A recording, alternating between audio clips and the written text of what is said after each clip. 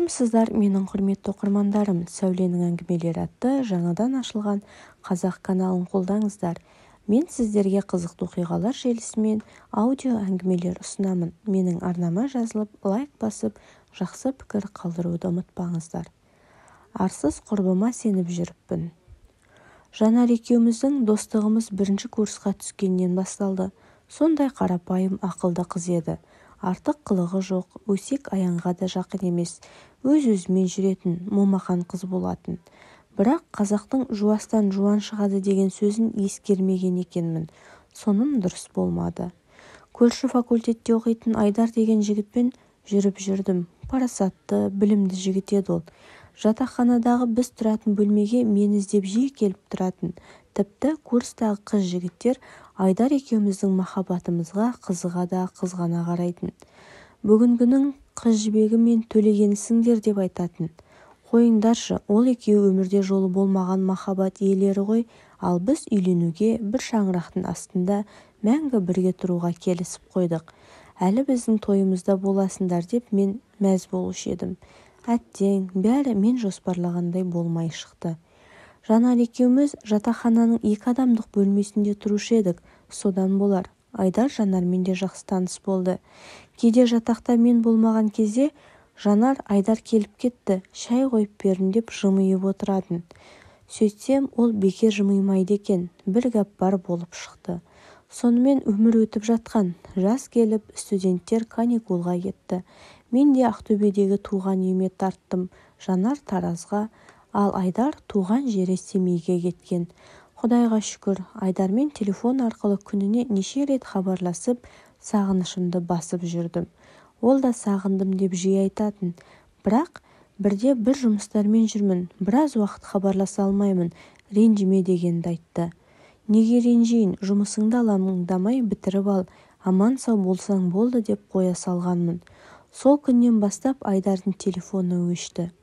Бірде курста бірге оқитын бір қыз хабарласып, сенімен жүріп жүрген Айдар жан подружкаң Жанарға үйленіп алыпты ғой деп төбеме жай түсірді. Басында қалжың екен деп қалдым, бірақ шын болып шықты. Не істерімді білмедім. Дәл сол кезде жынданып кете жаздағаным рас. Сол күнді ағыл-тегіл жылаумен өткіздім. Ертеңінде Айдарды танитын достарына шығып, оның жаңа нөмерін тауып хабарластым. Кешір, Сәуле, жағдай солай болып қалды. Мен сені сүйемін деп жүріп, Жанарды сүйіп қалдым. Кешір деп телефонды өшіре салды. Сол күні кешкілік телефоныма Жанардың өзі шықты. Сәулежан, Құдай үшін кешіре көрші. Бұл жерде Айдардың кінәсі жоқ. Бәріне мен бейбақ кінәлімін. Саған келіп жүргенде Айдарға мен де ғашық болып қалдым. Бір күні ол сен іздеп бөлмеге келгенде жылап тұрып оны жақсы көретінімді айттым. Ол кезде сен қаладағы әпкеңнің үйіне қонуға кеткенсің. Айдар бұрылып кетпекші болып еді, есікті іштен бекітіп қолынан ұстап жылап тұрып алдым. Тіпті өлетінімді, онсыз өмір сүре алмайтынымды айтып егілдім. Ол жанымда бірер сағат жұбатып отырды. Мен жібермеген соң сол түні менің жаныма қонып қалды. Бәрі сол түні шешілген еді. Бірақ саған дәл сол кезде айтуға мен де Айдар да батпады. Түк білмегенсіп жүре бердік. Ақыры міне үйленіп тындық.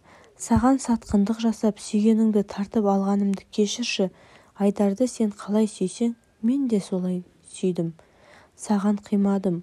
Оны өзіме айналдырып алдым. Әлі 19-дасың ғой, бәр өмірің алда. Бақытты болуыңа тілектеспін деп жылап жіберді. Мен қалай бақытты боламын? Менің бақытымды сен ұрлап алдың ғой, опасыздар деп жылап, телефонымды бір ұрып шаға салдым. Мәңгілік біргеміз деп жүрген сүйіктім Айдардан, жаны таза адал досым деп жүрген Жанардан мұндайды күтпеп едім.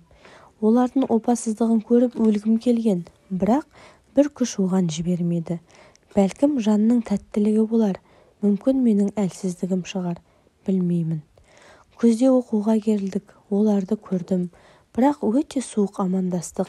Қазір екеуі пәтер жалдап тұрады. Мен жатақта, Жанармен күнде аудиторияда кездесеміз, бірақ мен одан, ол менен қашқақтап жүреміз. Жақын дос болмаған сияқтымыз, өте қиын екен. Кейде Айдарды көріп қаламын. Қайтарда аудиторияның алдында Жанарды тосып тұрады. Өтірік байқамаған боламын, ол да мені көріп қалса қашқақтайды.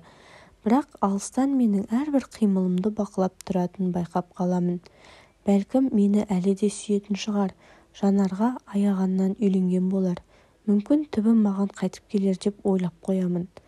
Бірақ өзіне деген ақ адал махаббатымды тәрк етіп сатып кеткен опасыз адамды кешіруге бола ма деп іштей қатайып қоямын. Бірақ бәріне көнеді екенсің.